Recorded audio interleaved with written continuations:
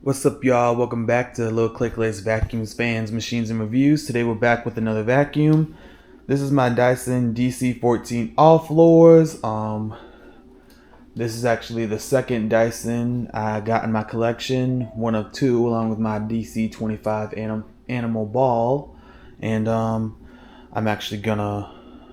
So I'm on this vacuum. Actually.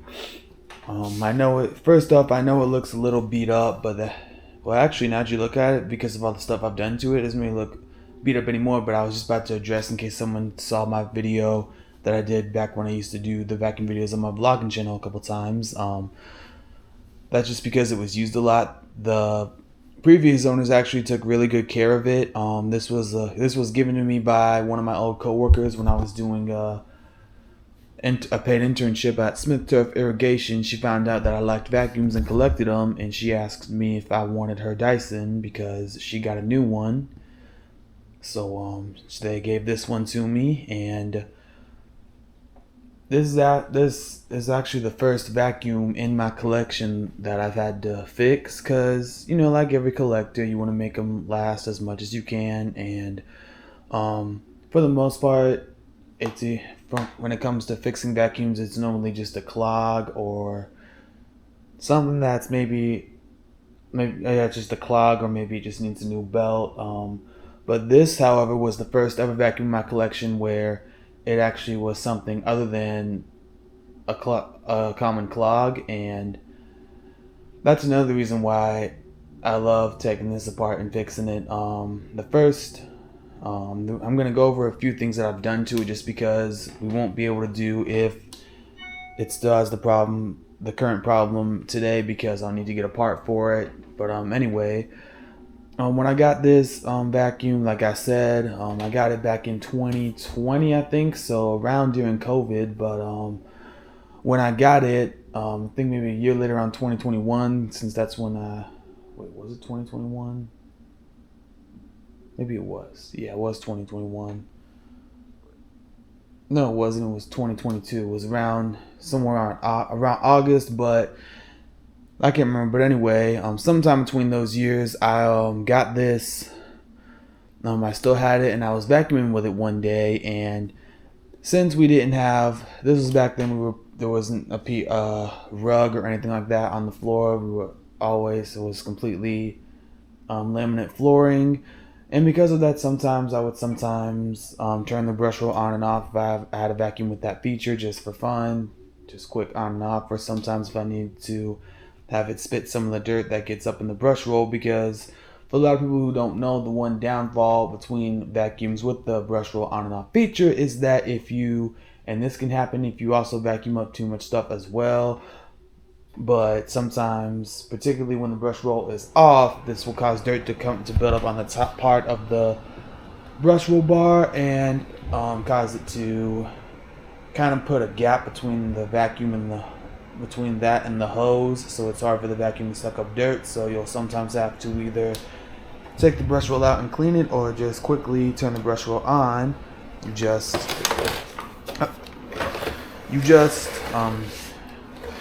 do what you would normally do, like put the brush roll down and then hang on. What's going on here? There we go. You would have to turn the brush roll on, maybe lift it up a little, and that would cause it to spit the dirt out. It does create a bit of a messy job, so be advised. Turn the brush roll off. Why is this so hard to do? Screw it. I'll just use my hand. I'm not going to be lazy. But anyway, so the first thing, time I did that and I noticed it wasn't spinning properly and instead making a little squeaky noise, and I found out that the clutch had kind of gone out. It was more the belt, but unfortunately I had to replace the clutch as well, because the one downfall with the clutch drive on this generation of Dyson vacuums is they have the belt built into the clutch, so you can't replace the belt. You have to replace the whole thing. That was definitely a pain in my rear. When I finally got the clutch, it took me like a whole hour to get it back on there, but it was definitely worth it. One other thing I did, it was definitely worth it, because it was the first time, like I said, that I fixed one of my vacuums, or a vacuum in general, that wasn't a common clog. Anyway, the next thing I did was, when I got it, take this off to show you guys the cover that covers the filter. It was broken and tied down with a couple of screws, and you couldn't have the screws off, because if you did, if you turned the vacuum on, it would either shoot the cap off of the filter, or the dirt bin couldn't hold it either. It would kind of lift it up. I tried taping it a little, but that didn't work, just because I knew that would be kind of a pain to take the screws out, but that didn't work either. So I ended up replacing the filter cover, and that was the second thing I did. So now it has a new filter cover on it. Actually wasn't actually that expensive. And final thing was, I was vacuuming with it, and all was good. No broken filter, no broken filter cup. Brush roll was working excellent. It was sucking right here, obviously. And fun fact, back then, actually no, not back then, this is all, never mind. I was gonna say you had to pull it up to get the suction to activate up here, but it always was working when you put it in the upright position. Again, like I said, I know it looks a little chewed up, but like I said, this vacuum was taken well care of. This is just because it was used a lot, like many Dysons probably are, or any other fancy vacuum. But anyway, so I noticed it wasn't picking up. I knew it wasn't the filter, because I got new filters for it, and I knew it wasn't clogged, and I checked it right up here, and it was sucking just fine. So I was like, what's going on? And I decided to take a little peek. I checked here and here to make sure there was no clog over there. No clog over there. So let's see, I might need to put it down to show you. Let's see if I can. Yeah, I might need to move it down.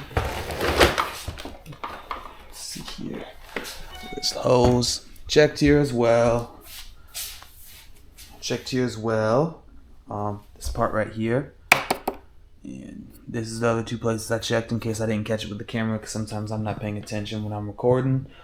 Sorry about that. But anyway, the next thing I did was I checked down here, and what had happened was the hose here had come off somehow, so I just put it back on there, and it was sucking just good as new, just as good as any other Dyson did. But now, oh shoot, I'm sorry, baby, I didn't mean to do that. Oh no. Anyway, so that's basically all I've done to it so far, and I'm really glad, because like I said, I know I've said this a million times, I'll probably say it again until this vacuum one day dies on me and I have to throw it away. But that's the one thing, this thing ain't going in the trash heap until it dies completely. But anyway, so sorry. That's basically all I've done to it. And I was really happy when I got this vacuum. Minus the fact that I want this vacuum to last. Like all my vacuum collections, I really want this one to last, and I was really happy to have it, because this, along with the ball generation, the first and second generation of this part of the DC series with Dyson, is always my favorites. I actually grew up around just like this. A friend of mine, his mom, actually had a Dyson just like this one. It was also a DC-14. Only difference was it was an animal, and they actually still had it when they moved into the house they're living in now, or at least they're still living there as far as I know. But and even though they have a shark now, they still used it on the carpets until one day when I was texting them about it, because I was considering possibly using this one for parts if they didn't want it anymore, and she said that it died on them. So, but anyway, I'm gonna go ahead and show you guys the let's see, what percentage is my camera on? 49%. Okay, still good. But anyway, I'm gonna show you guys the current problem. So I was trying to vacuum with it, and when I was vacuuming with it, when I tried to turn it on, it didn't growl. But if you ever, basically the same thing as if you would have accidentally hit the button or plug it in and didn't think and accidentally turned it on before you plugged it in. That's what it is. Hopefully you know what I'm talking about. But anyway, actually no, it didn't do that. I pressed the button, it turns on, and I saw a little blue flash right here where the power button is, and when I let go of the button, it turned off. I tried to hit the button again, turns on, lets go of the button, turns off. So that shows that we might have a bad switch in here. And so I did look up how much it would cost on eBay and Amazon to get a switch, and it's actually like $5.83, so, or 85, I don't remember, and that's actually not really that bad for a switch. Kind of shows. Now obviously if it's something like the motor or anything like that, that might be a bit of a problem, but it goes to show you that, you know, sometimes it might be good to kind of take just a small little amount in your savings, and instead of just seeing a problem and thinking, oh, it's broken, I can't use it anymore, time to throw it away, you kind of look deeper. Because I feel like we're in a throwaway society, and I'm trying to start a new society. I can't really think of a name. Maybe take a closer look, or look further across before you toss. I don't know. None of those names, of course. But anyway, we're gonna real quick see, because I looked up a video on, actually I googled it, and someone said, and I'll probably still replace the switch on it in the future because this will probably just be temporary, but somebody said that if you hold the button down for 10 or 12 seconds and lift it up, that might actually help it. But I'm going to go ahead and see. I'm going to give that a try real quick. I tried it last night. I'm going to try it again just to be sure. And we'll see what it does, and if not, that'll show that the switch needs to be replaced. So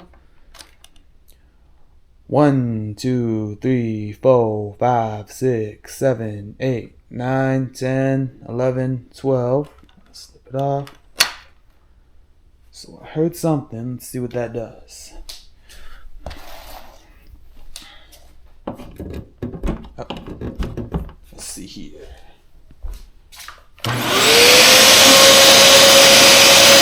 Oh. 1, 2, 3, 4, 5, 6, 7, 8, 9, 10, 11, 12. Okay, you can turn off now.